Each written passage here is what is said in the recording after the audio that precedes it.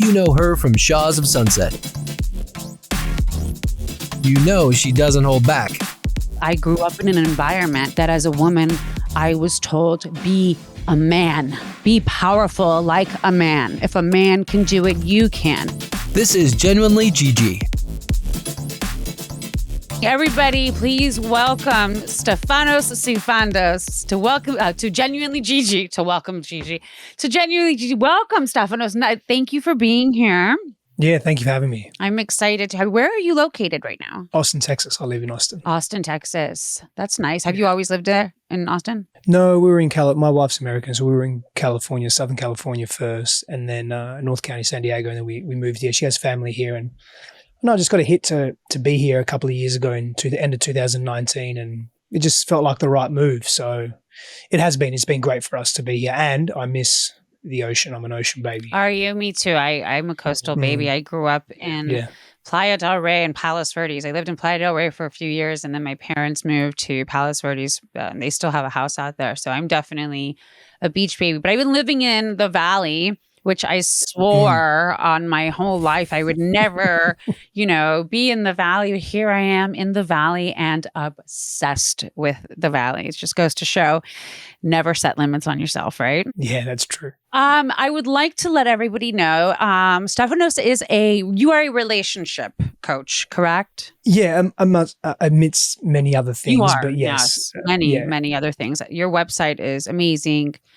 Makes me want to pick your brain even more. Anytime I see an intellectual, I get very, very, very interested to pick their brain. So I'm really excited to have you here and hopefully answer some questions that myself and a lot of people out there come across. I love your Instagram page. You guys have to follow him. Your Instagram's amazing. Thank you. It is so relatable. It's not cheesy because people think relationship coach, oh, wah. He's probably always talking about love and falling in love. And it's just not like that because everyone knows me. I can't stand that type of approach. I love your genuinity and your honesty that it's sometimes the woman is fucking up and sometimes it's the man who fucks up. It's just about your level of honesty and understanding of situations. So I would love if I can start off by asking you a question about my life personally. And I would love to see what your approach would be on hearing a short story. Yeah. Okay. Go for it. In November, which is like a month from now, I'll be 41 years old. So just keep age and times and whatnot in mind. I was born and raised in LA, and I grew up with very progressive parents from Iran. They came here way before the revolution, but obviously, dealt with the revolution. Just very progressive parents. My parents did not want me to affiliate my life around just Persian people, as my culture is. They wanted me to expand my mind and allow myself to be a part of anything. My life sort of drifted on this way, but with a very progressive mother in the 80s was feminism. Feminism was a huge, huge movement in the 80s. And I remember being little and being sort of embarrassed because I thought my mother was a lesbian. And I thought maybe my dad just doesn't realize this, or maybe this is the agreement. I didn't know. My mother was always saying to me, don't rely on a man to do anything for you. You can do it. If a guy can do it, you can. You don't need a husband. Why do you need a husband to take care of you? No, you take care of yourself. Very early on, this was my mentality.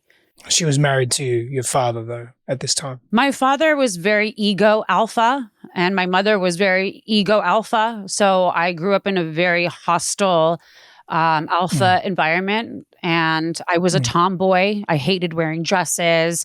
I didn't have Barbie dolls. I remember one time someone got me one for my birthday on accident. My sister and I chopped its head off and flushed it in the toilet, and then dating came around and I believed I had to be this alpha, right? Because that's what mommy told me and that's what daddy portrays.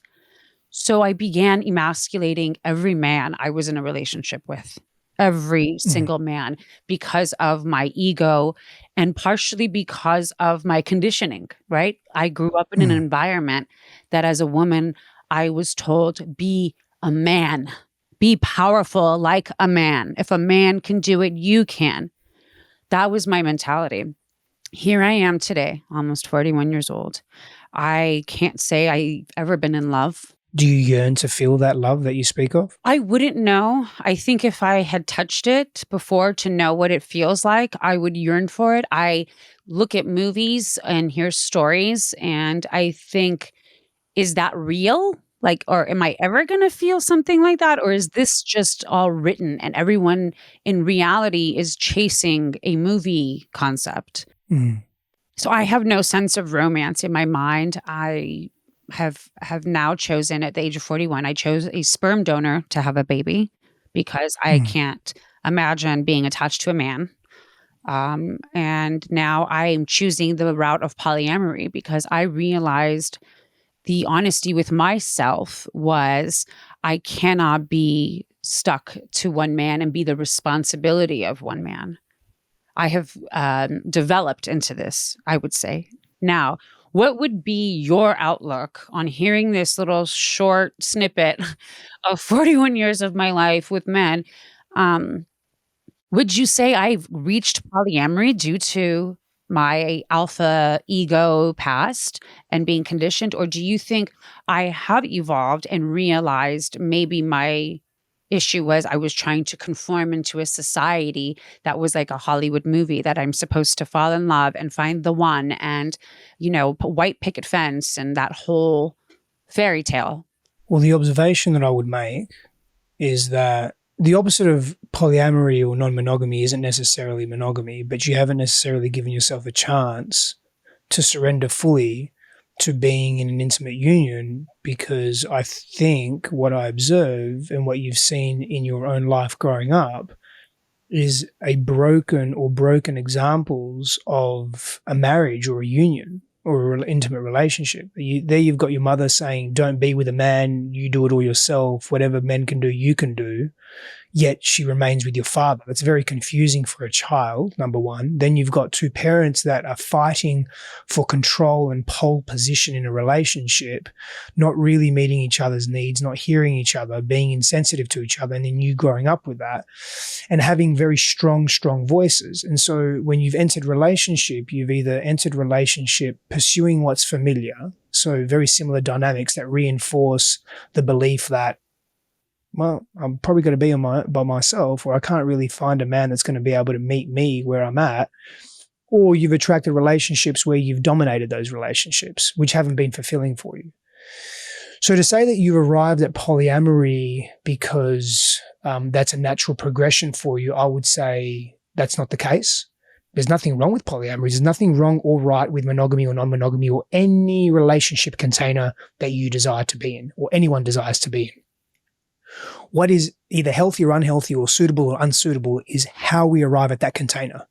And so to be very direct with you, how I think you've arrived at that container is that there's been parts of you and parts of your nervous system that are too scared to surrender to what love could be. And let me tell you what love isn't. Love is not the Disney fairy tale white picket fence version. That is not love per se.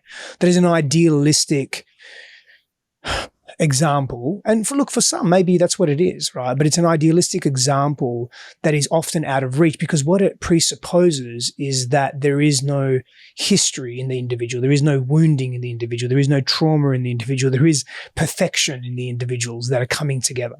And it shows just one shade or aspect or expression of the dynamic of the relationship. And it confuses us because we think that's how it should be all the time. So the moment a relationship breaks down or there's conflict or there's an argument or there's difficulty, we just go, well, this is not for me. And we don't have the tools to actually deal with the conflict because, again, you would have just witnessed your parents and there would have been part of you saying, fuck this. I don't want to have this relationship that my parents have. Right. And mum's always saying A, B, and C, so I'm just going to go do that. And so, you have needs, you have physical needs, sexual needs, and so you're potentially meeting them through polyamory, but you've got to ask yourself, where's that coming from? Is it to keep men at an emotional distance because you don't trust men or you're not sure that you want more control or you just don't believe in the possibility of intimate union, of a vulnerable exchange or a series of vulnerable exchanges that lead to surrender and receiving and you being different and you opening your heart in such a way where you can love? Because I would say that for you to do that, you would need to feel really, really safe in your body. And polyamory or non-monogamy or multiple sexual partners, there's at times a delusion of intimacy because there's a lack of depth. Now, again, if the come from is from a really open, sincere place, you can have depth with multiple people. Absolutely you can. You've got to determine where it's really coming from. Again, if I was going to give an observation, I would say you haven't given yourself permission or allowance to explore that. And if you have, the moment that it's gotten a little too difficult or it's gotten uncomfortable or it's reminded you of something very unpleasant from growing up, you've just pushed it away and you haven't been able to go over the hump and work through that, right? Does that resonate for you, or am I completely off? It does resonate. Does it resonate with me as far as something that is existent for me? I do believe I got myself through a lot of hurdles through relationships, from being in 2 very long relationships that were about 3.5, 4 years each, and to going to only dating a guy for 3-4 months. And as soon as I heard him say, "I love you," I ran, and I learned. So what does that tell you about yourself? Well, that's the thing, because I do a lot of self-healing. I believe in self-healing at every moment of your life. I'm a very logical person, maybe too logical. It gets the best of me. So my issue is, I wouldn't call it an issue. Let me take that back. My reservation comes with my concept of human adaptation. Human adaptation, we have the ability as humans to readapt so fast. And we see that with, since we're speaking of love, we see that with love, lust, heartbreak, right? You see how fast people are capable of actually getting over something. I'll pause you there for a moment. Yes. Yes, and most people don't get over, or they don't move through. They don't learn the lessons. They don't actually heal. And healing isn't a logical. There's an aspect of narrative, cognition, logic that comes with healing, but it's a very small part. The rest is really done through the nervous system, somatically. But when it comes to getting over, most people suppress and repress. They don't actually heal that experience. They don't actually grieve that experience because it's too intense, and they stuff down emotions and think that they're over it or think that they've moved through it, but they have not. And that's true for the majority of us. I agree with that. And I agree that is the majority of us. I believe that was me at one point in my life, where I was severely hurt in relationships or within the home or whatnot, and it was suppressed and later came out as an explosion somewhere else, which led me into a very long journey, never-ending journey of self-discovery. For me, I believe I've reached a point in my life with my logic that I can somehow control it, and I can now somehow attach emotions to it and understand what it is, why this is making me sad. And I love to give myself about a week to 2 weeks of isolation sometimes, whatever I need to do. If I need to be off in nature, if I need to leave the country and just be wherever I feel my soul is taking me in that moment, and I reflect. I take myself through it. I cry, I mourn, I laugh, I giggle, you know what I mean? And then I talk myself through it. I am very self-aware, which bothers me oftentimes when I see most of my friends, my girlfriends, that they have a hard time accessing this part of themselves because sometimes emotions are so busy taking over that they can't see the logic of what they're going through and understanding it. For me, it's easier for me to sort of just move on and get past. My polyamory journey is completely separate from sexuality and needs of sexuality. I'm not a very sexual person, and that's probably another reason why I chose polyamory. It was becoming very difficult for me to have a man rely on me for his sexual needs and desires. And when you're in a relationship and you're not giving that to someone, right? The rumor is that they go out and cheat, right? Or if you're with a good guy, he just leaves you and says, this relationship is no longer fulfilling me completely. So I sort of put that rule up, and now you posted something again on your Instagram. I love your Instagram. You said there's 4 types of people in relationships. The 4 types of people when you're dating. The trickster. This person is the manipulator. This person is going to pretend they're someone, but they are not. Number 2, the showboater. They are arrogant, not confident. They care more about how they look and the things that they do than you and the relationship. Number 3, the straight shooter. This person's direct with you. They are honest. They know who they are. They're aware. They're self-aware, and they care about your feelings. And number 4, the confused. They don't know what the fuck they want. They are super confused. They think they want to date. They don't. They want to be in a relationship. They don't. I felt I identified with 2 of the types. I felt like I identified with the trickster as well as the one who knows exactly what they want. Yes. So I'm trying to find some balance between them because they sound completely opposite from each other. And I'm like, wait, why am I identifying with both? Yeah. I mean, that's a great point. So 2 things that come to me that I would like to share very upfront. So the first is our journeys are our own, and how we arrive at the decisions we arrive, yes, can sometimes be improved, and other times they're just our journeys. And so no one has the right to tell us, oh, you should be doing this or you could be doing that. And here's the thing, like, we can look at some of the reasons and the patterns that you've developed as a child, moving into through adolescence, then into adulthood, that have you arriving at the decisions you've made today. You know, for example, I don't hear that it's difficult for you to access emotions. I hear that you're very deliberate in the way that you access your emotional body. And I think you've learned that over time, and probably, and I don't know if there was a lot of emotion in your family dynamic. Maybe there was. No, there's none. Very suppressed emotionally, my family. I'm the emotional one of the family. And for some reason that makes me the bad one. So because emotions can be seen as a threat. They can be seen as volatile.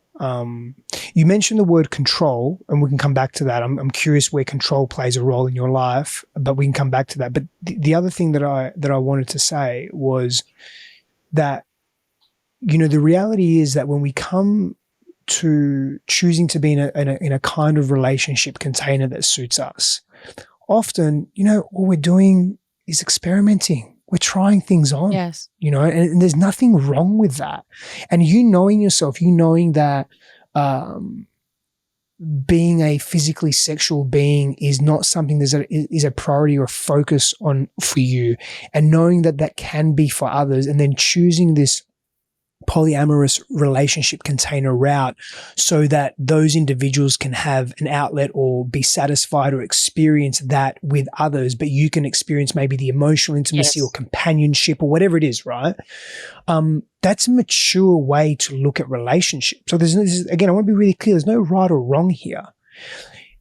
What's really important for us is that we just, examine the right, examine, sit with what's our come from. So is our come from a place of compensation or shadow or pain or fear, and we're in avoidance of something? Or is our come from genuine curiosity? Because when we're curious, we're open in our body posture and our nervous systems. We're not coming from trapped trauma. We're not coming from a retracted, fearful state.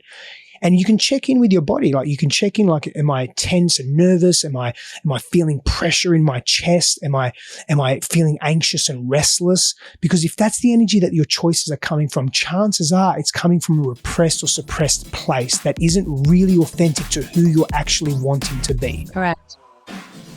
We're going to take a quick break, but when we come back, everyone says to me with polyamory, they make a face. Oh, you don't worry, you'll find the right one, and you'll see this is all just a joke. And I get so upset. I want to scream at them, because I said, well, what the fuck is the right one? Santa baby, it must be a holiday miracle, because the sponsors of today's show, Manscaped, are stuffing your stockings with everything the man in your life could ask for. That's right, this holiday season, Manscaped has vowed to make sure his ornaments are shining bright and his tree is standing tall. Spice up his stocking with gifts he'll actually use, and something you can enjoy too. If you don't believe in Santa, you better believe in this. They've changed 7 million men for the better. Get 20% off and free shipping at manscaped.com with code GG. I love that Manscaped makes it so much easier and more fun to drop the hint that your man needs to shape it up down there. Anytime my friends complain about the state of his package, I know exactly what to recommend. It's also a great gift for those male friends in your life that are always coming to you for advice with the ladies. Manscaped's best-selling product is the Performance Package 4.0, which is at the top of every man's wish list this year. Inside, you'll find their lawnmower body trimmer, the, dare I say, best trimmer on the market for his balls, back, chest, the list goes on, and the Weed Whacker ear and nose trimmer. You are getting yourself a great deal with the Performance Package. If you order now, you'll receive 2 free gifts, the Manscaped Boxers and the Shed Travel Bag. Ladies, this is the perfect gift for you and your man, and trust me, he will thank you. Get 20% off and free shipping at manscaped.com with code GG. That's right, 20% off and free shipping at manscaped.com with code GG. Cheers to rocking the best gifts of all this season. A gift for him, but really a gift for you. XOXO Manscaped. And when I say you, I'm not just speaking to you, Gigi. I'm speaking to all of us. Absolutely. Yeah. Of course. I agree. It's suppression breeds resentment. It's very inevitable. A lot of the times, I think we see in relationships when people are either gay and suppressing that, the relationships turn violent sometimes. When people are just emotionally unstable in relationships. I see so many relationships, marriages, whatnot, end in divorce. And I've always just had this notion, I don't believe in marriage because we are human. Again, I go back to my logic, which I hate. We're humans and we are learning to readapt ourselves. And it's impossible for 2 people to stay completely in sync in their journey of healing and growing and experiencing and remaining constant for each other. That's what my logic for some reason tells me. And the other part of me says, but no, that can't be true because I have family and I have best friends that have been in my life for 35 years and they've remained constant.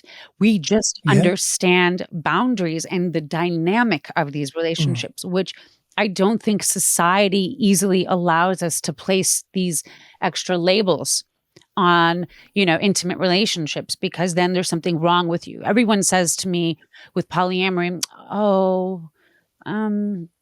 they make a face. Oh, you don't worry. You'll find the right one and you'll see this is all just a joke. And I get so upset. I want to scream at them because I said, well, what the fuck is the right one? What does that mean? Can you tell us? What is this concept, the one? I love the way you asked the question. Mind you, can I tell you, my producer's right here, just came back from his honeymoon. And we're having this conversation. I love you, Ryan. I love that. Oh my God. So, going deep with one person. So there's some, let me answer it in a couple of different ways. As opposed to direct, let me answer it in a symbolic way to tap into different areas of our thinking and mind and being. So there is something that comes with knowing that you are committed to each other in a very particular way, because it doesn't leave room for the convenient escape. Now, I'm just going to caveat something for a moment. I'm not knocking non-monogamy. I am an advocate of multiple different types of relationship containers, including non-monogamous ones. I really, truly am. Depends on the individuals and so many other factors that feed into that. I shared with you earlier, what I'm more a proponent of is what's the come from. Get fucking real with your come from. Don't bullshit yourself. Right. Pause that. Let me come back. There's something deep. There's something profound that happens there's a depth that occurs that excavates parts of self that come through when there is a commitment to be with that person. So in previous relationships for me, when I was in monogamous relationships, they weren't monogamous for me because I was cheating. Yeah. Now, I was cheating, meaning that I was going beyond the boundaries and the agreements that we had in the relationships. So I had convenient escape routes. When the pain in the relationship got too much, instead of dealing with it in mature, healthy ways, I would find pleasure escape routes. Greater the pain, the greater the pleasure. Now, our intimate, you said something earlier about friends and family that are constants in my life. Right. So you know that, constant in intimate relationship, it can be possible. Right. The pain point or the difficulty is that intimate romantic partnerships often mimic, at some level, consciously and unconsciously, what we did and did not receive from our primary caregiver relationships. Well, I'm fucked. Let's just call it what it is. I'm fucked. I hear you. You're not, but I hear what you're saying, and I appreciate your surrender to that. And so it can be convenient sometimes. I'm not saying this is the case for you. I'm just saying this is the case for, and again, this is for monogamy as well. We can hide in monogamy. There's equal. Don't think I'm this massive proponent of monogamy. I do have I lean into that because I've tasted the value in so many different ways of being in different containers and being in that container of monogamy and working and being committed to myself and my own integrity, and then being committed to unpacking that and what has come from that, the freedom. There's great freedom in that commitment. Great freedom. Side note, though, we can come back to that as well. Okay. So when we're coming from this place of our intimate relationships really being representative of these core initial big relationships, these deified relationships that we have as children that require expansion and healing and redo. They require a redo, but it's unconscious for us. We don't know that it's a redo. So we bring and attract these people into our lives that at some level are similar and different, but also give us what we did not get, which can be confronting because it's unfamiliar, but also then give us what is very familiar, which can be hurtful because it's traumatic, like violence, for example. We attract violent partners and we experience violence growing up. And we don't know that the reality is it's our nervous systems and our inner child, the different parts of us that are attempting to have a redo and to be differently with that so we can close the internal neurological trauma loop and move on beyond it, like actually reset and reestablish new patterns, again, neurological and behavioral and emotional and relational ways of being. We don't know that. So what do? We just leave, or we fuck around, we cheat, we go on big adventures, we work more, we take drugs, we inject heroin, whatever it is that distracts us from the pain. And then we blame the relationship and we blame the person. We say, well, he's not for me or she's not for me. They've done this. And if they only did that better, then it would be, but we're the common denominators.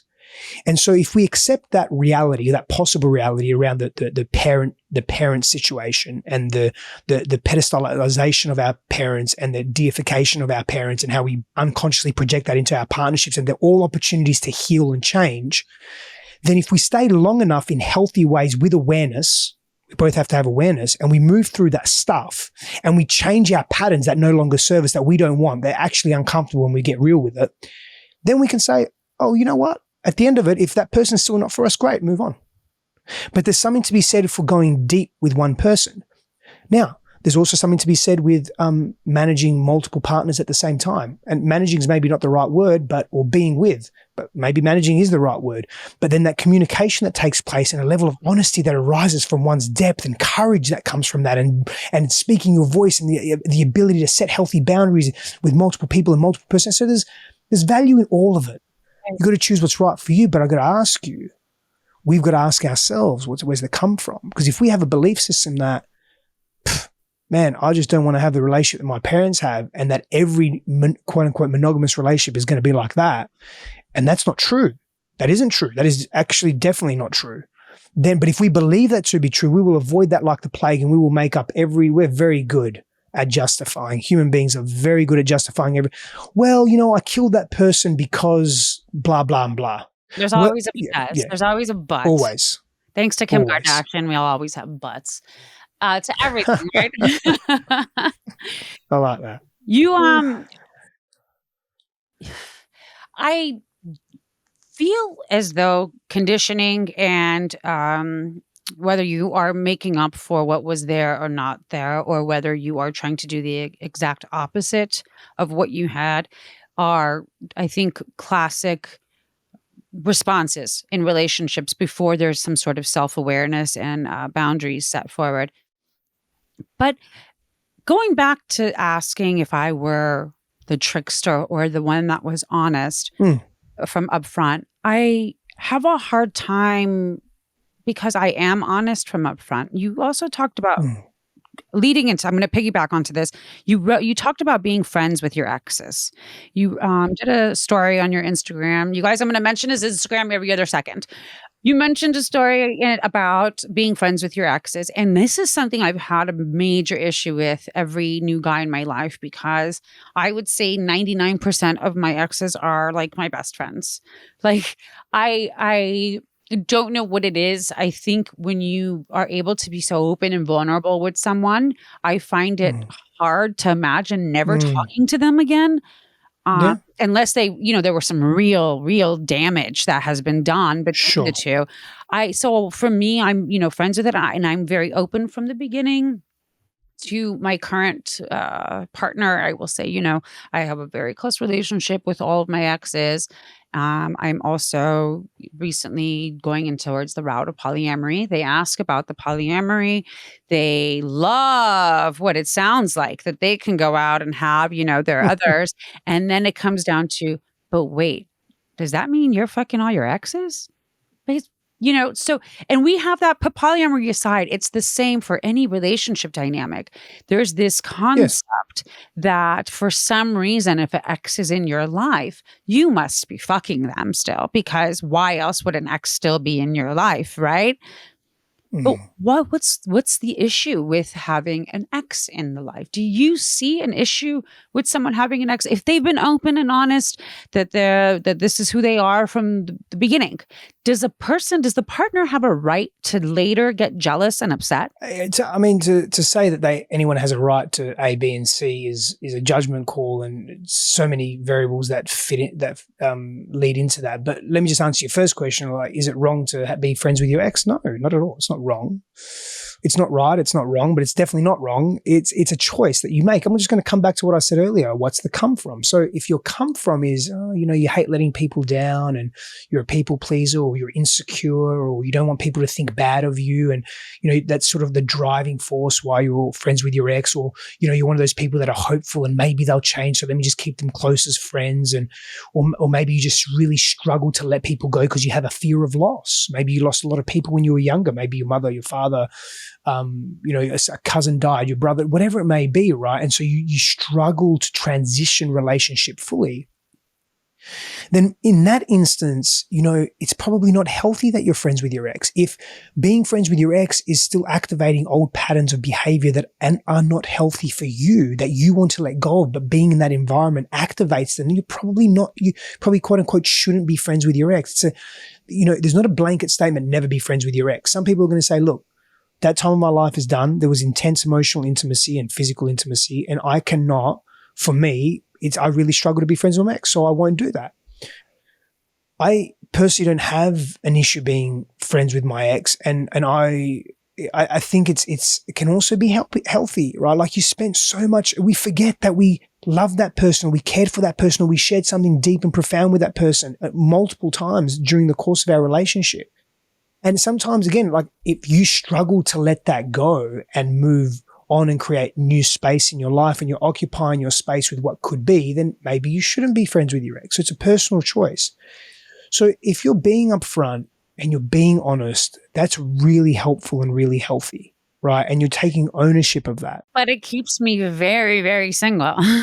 My level of open and honesty is just keeping me single. It's keeping me single. Well, I hear that, and I would say that maybe the caliber or the openness of individual that you're attracting isn't able to meet your level of honesty, and I'm curious as to why you think that's occurring. Psychologically, I think we exude what we can handle in our lives, emotionally, psychologically.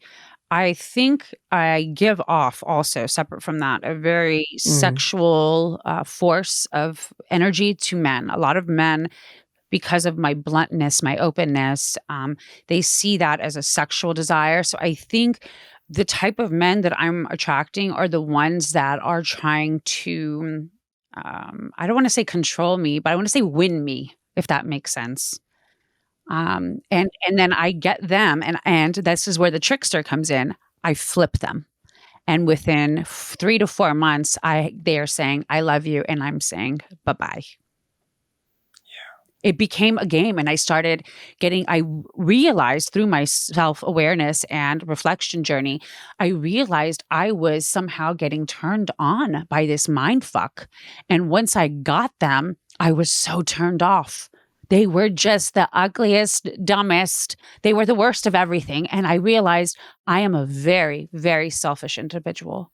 I'm very self-fulfilling and self-absorbed. So I stopped completely being in relationships and I started reading and reading because I'm a reader. And I started reading and trying to understand more. And that's when I came across polyamory. And I thought, wow, what a great way for me to transfer the responsibility of what I'm supposed to give to a partner and say, just go fucking get it from someone else. Just go get it from someone else. I don't want to give it to you right now. I can't emotionally give it to you. I can't psychologically. I'm all about me today, this week, this month. Go fuck off. So I'm a little bit stuck there. I'm like a cat, you know? A cat wants affection, they come up, and then when they don't, they'll pull the claws out.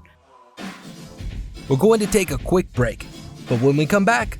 I think your mother lives a lot in your head and in your body. Yes. And you took a lot of what your mother did and how she did it and what she said and how she behaved and how she treated your father and how your father treated her. And you've locked that in your body and it's very difficult for you to not be in control.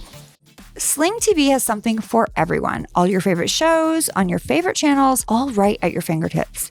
What you watch is up to you. It really just depends on what kind of mood you're in. So if you're looking for sports, Sling's got you covered with pro and college football, basketball, baseball, hockey, soccer, golf, racing, and so much more. Sling also has reality TV, and this is why I have Sling, so you can keep up with the latest gossip, the today's hottest shows on channels like TLC, Bravo, MTV, and more. So guys, this is why I ordered Sling, is because you can watch your favorite reality shows in real time. So I'm talking East Coast time when they are airing for the first time. So when you go on Watch What Happens Live, you can actually tweet in and comment in real time, because if you watch it in LA time, you're not going to be able to do that, which is really lame. It's worth it, guys. And don't forget about news, because you can get up to date with today's most trusted sources like CNN and MSNBC. Feeling adventurous? Explore thousands of movies and shows on demand. So what kind of mood are you in? No matter what your answer, Sling has what you need. Getting Sling is easy. Sign up and start watching in just 5 minutes. You can stream on any device and record up to 50 hours with included DVR space. And the best part is you can pause or customize your subscription at any time. So check out sling.com for special offers. Try it today. Sling, the TV you love for a price you'll love.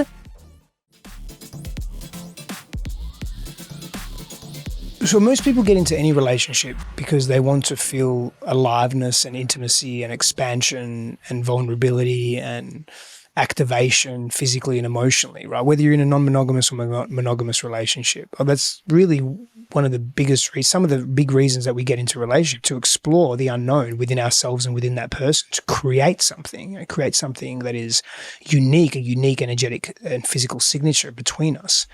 It's interesting that you said you give off this big sexual energy, yet for you, one of the reasons that you're in a polyamorous dynamic, or you choose that, is because you don't want to have sex often, or you don't want to have sex. So can you talk a little bit about that? Sure. I'm a walking oxymoron, pretty much, if I could sort of just sum it up for you right there. I think there's a lot of insecurity involved. I'll be honest with you. On your end? Absolutely. Absolutely. There is this dynamic of me wanting to be everything that I feel I can be, but this suppression that I have been conditioned to. And I'm so scared to tiptoe sometimes on the other side, because God forbid I'm doing it wrong. And now I have shown the wrong type of vulnerability and I wouldn't know how to backtrack. So now I just have to get rid of the person. So it's just, I think, insecurity. That's great awareness. And I agree with you. And I think your mother lives a lot in your head and in your body. Yes. And you took a lot of what your mother did and how she did it and what she said and how she behaved and how she treated your father and how your father treated her.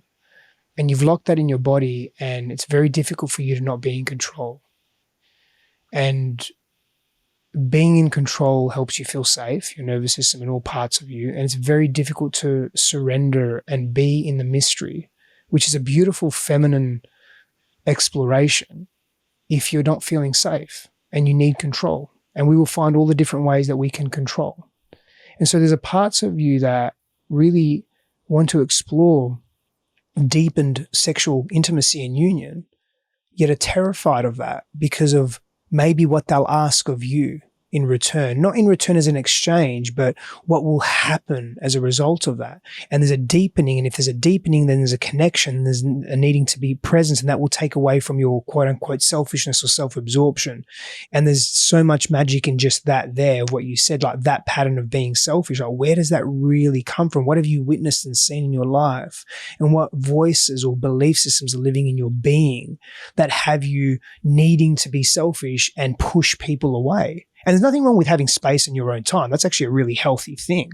But in your words, self-absorbed and selfish.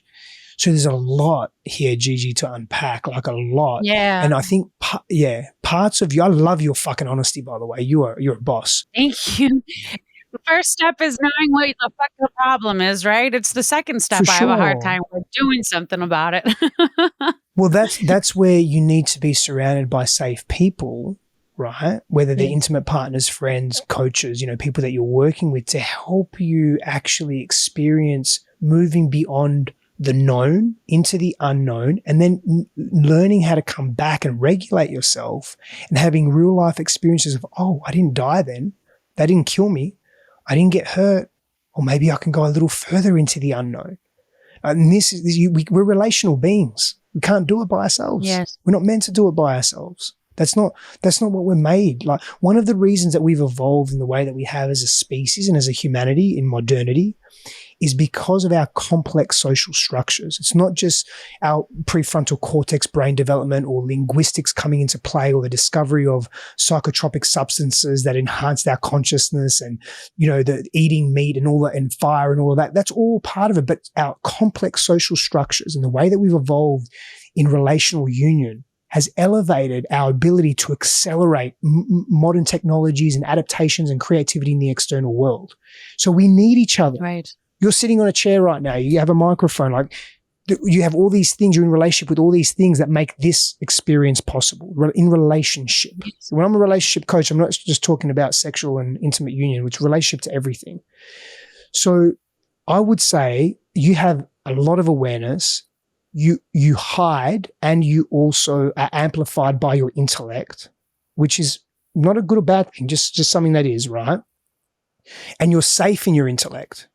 But there are other components to your being, such as being in your body and having your nervous system move towards something that feels unknown and maybe a little unsafe, but in very methodical, stable ways. And that is the next step for you. And I believe, I mean, I could be wrong, but it's what I believe. And also just hearing you speak and hearing what you also desire, and being very aware of your traits, being aware of how you push people away. And, I'm a living oxymoron. I'm a walking contradiction, right? Like most of us are, but you're very aware of that. And so that's going to be very confusing for people, but you're also going to then attract a person that is meeting you in that confusion.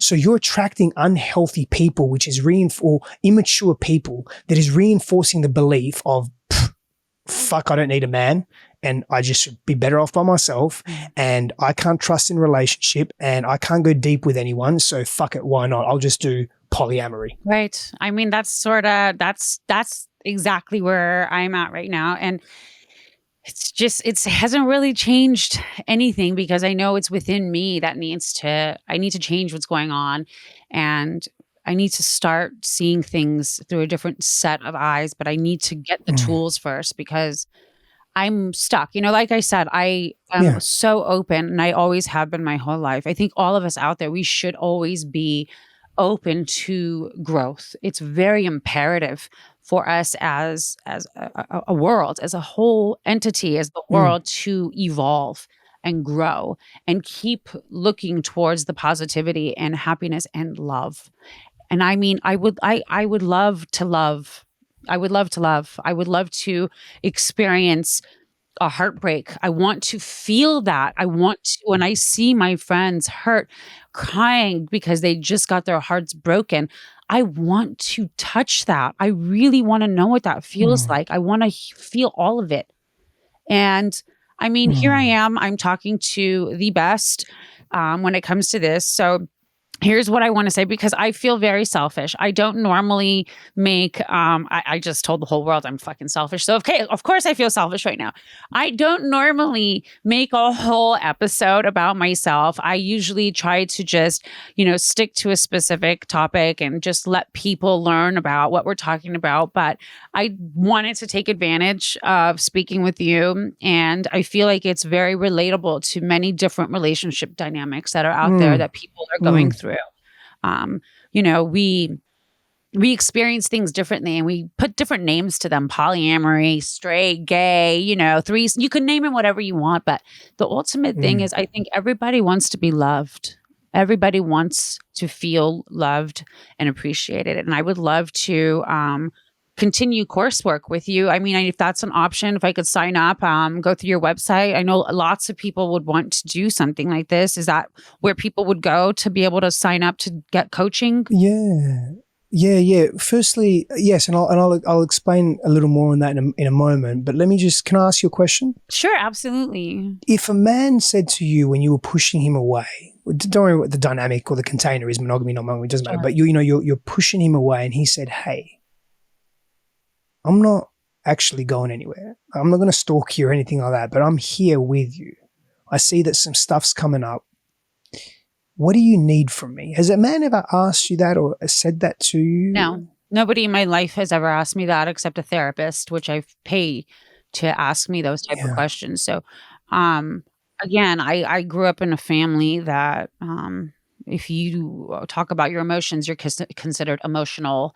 And it's why not? Logically, everything will be fine. You'll figure it out. So no, I've never been asked by a partner, man.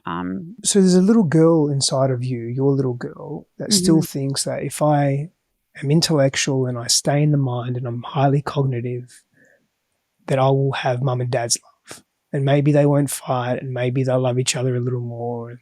And these are the irrational, unconscious parts of us that require deeper healing and expansion in order to move beyond, the type of individuals that we're attracting, but also the life that we're living. And so the reason why I asked you that question is because I want to help you understand that there are men out there that aren't going to be insecure and desperate and needy and fucking seek control or whatever. And they're going to actually sit with you and be calm, slow down their voice and say, "Hey, I really care for you and I'm really boundaried. Like if you don't want me, I'm not going to choose you. And I'm not going to give up that easy either because I see, and I'm not trying to psychoanalyze you, but I just see that there's something else here. So if you want to do this thing with me and explore it, I'll go here with you. What do you need from me? How can I support you? And let me tell you what I would need from you. And if that's something that you can do, hey, you need some space? Cool, take it. Let's reconvene in a week or a few days. If you continue this behavior, I can't be in. But if you wanted something different, then I'm happy to explore that with you." You're only going to attract men like that when you really go deeper within yourself and you surrender to, there's something on the other side of me being different to how I've been. I don't know what that is, but I'm willing to explore. Can I ask you a question on that? Of course. Do you believe it's rubbish if I were to say in this city it's impossible to find a man of quality in Los Angeles? It's not rubbish for you to say that, and that belief is dictating what you're seeing. And that's the Baader-Meinhof effect. You familiar with that terminology? I am very familiar with that. I'm using 30 years experience of, so it's... Yeah, that's why I said it's not rubbish, right? Because, but also wherever you go, you take yourself with you and you take your patterns with you. So are there physical environments that are more conducive to the man that you would like to attract? Absolutely. Okay. Is Los Angeles a bit of a cesspool? In my opinion, absolutely. I just wanted to hear you say that. I wanted to make sure I'm not losing my fucking mind because it's very hard to find quality in a city that's based off materialism. Yeah, I hear that. It's impossible. Yeah, well, it's not impossible. Well, it's not impossible. Okay, you used to live here. Close enough. Yes, it's not impossible. Yeah, so it's, and I know some great men that live in Los Angeles as well that are doing their inner work too, right? But again, wherever we go, we take ourselves with us. And so again, bring it back into you. You start venturing into these unknown spaces within yourself, I tell you, you're going to start seeing the world very differently. I promise you that. It's time to pull out some Windex and clear my vision a little bit over here. I'm going to wipe these little bad boys out. Everything you're saying, I identify with it. I feel it within myself. There's a reason that the insecurity is more powerful still than everything that I'm understanding. Yeah. And even the way you speak about the insecurity, right? There's almost like a disassociation to it. Like there's an emotion that wants to come through you, that wants to break down and be even deeper vulnerable, but you can't. Like you speak about the insecurity and you're very clear on it, yet your body's shut down to it. And that's the part that's missing, right? And it's not, and this isn't a criticism at all. Please, hand on heart, I promise. No, 100%. This is 100% factual. Yeah, and it's. I really would love that part of you to come through and be felt and just fucking release and be open and oh man, and I would love that too. Stefanos, is so funny you say that to me because. If you were to ask the people who know me, they think that I am the most open book. And as I manage to remain the most open book that no one knows anything about, because I can talk about myself in third party as if I'm revealing things, yet I'm not revealing anything at all. Right? Yeah. So they said, she knows she's vulnerable. That's great of her. She knows her issues. Oh, great. Wait. That's just the surface. Wait. Nobody has cared to do that. So I appreciate you because you're allowing me and a lot of other men and women out there to believe that it's possible, that it could be possible to find a partner that can identify and understand with themselves so deeply that they are not misguided or challenged wrongly by the person in front of them. So I like that. Yeah, I like that too, and I like that you're you're aware of that. Thank you, and thank you so much for being here. And please tell me. What can everyone do if they would love some coaching, some, work? Do you want to do self-work? I know you do so many. Your website is amazing. And FYI, ecology, that is the coolest thing in the world. Hello.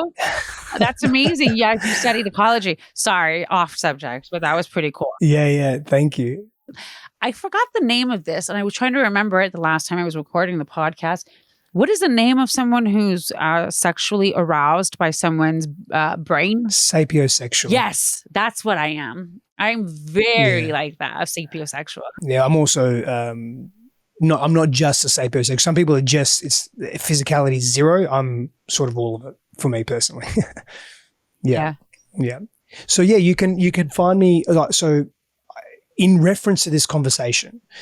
I have an inner child course, level 1, level 2. Highly accessible on my website, stefanosifandos.com. You'll find all my courses and programs and service offerings there. But inner child, level 1 and level 2, and there's a relationship course on there. Intensive, beautiful, heart-opening courses to help you understand yourself, learn at your own pace. We also teach inner child live, by the way. The next live one will be in 2023 at some point. Oh, wow. That's great. So if you want to coach with me in a one-on-one capacity, you can access that through my website. Otherwise, coachwithsteph.com, STEF, coachwithsteph.com. And you can access one-on-one coaching. And something that I do for women, I have a number of different programs for women. Be the Queen is one of them. But breath work for the feminine every month here in Austin. And I will be traveling with this as well in 2023. But every month here in Austin, we just did our first one. I did my first one a couple of days ago. There were 80 women there. And it was beautiful. And it's a 3-hour immersive experience. We go deep into relationship coaching, dating dynamics, masculine, feminine, breath work, somatically releasing. Next month's theme, it's November, not October, only because I'm away, is trust. We're already selling a lot of tickets for that in person, but I also live stream it. So it doesn't matter where you are in the world, you can access that. And that's stefanosifandos.com/feminine, and all the details are there, and you can get your tickets there as well. I love that. It's amazing what you do. Thank you for being open with yourself so much and so self-aware that you're able to be this confident being that has been able to just help so many people understand themselves, because it really truly comes down to just first understanding who we are and our value and our worth, because we're here for such a short period of time. And, we were just saying everyone wants to be loved and everyone wants to love. So I thank you so much. I have a lot of things I would love to reflect on from this conversation. And I would definitely love to do some coursework. I mean, November is my birthday month, so I would probably love to treat myself with, your course. So thank you so much again for being here, Stefanos. Thank you. I appreciate you very much as well. Thanks for listening to Genuinely Gigi. Download new episodes every week. And if you haven't already, subscribe. And be sure to leave us a rating and review. And while you're at it, check out some of the other great shows available on Straw Hut Media.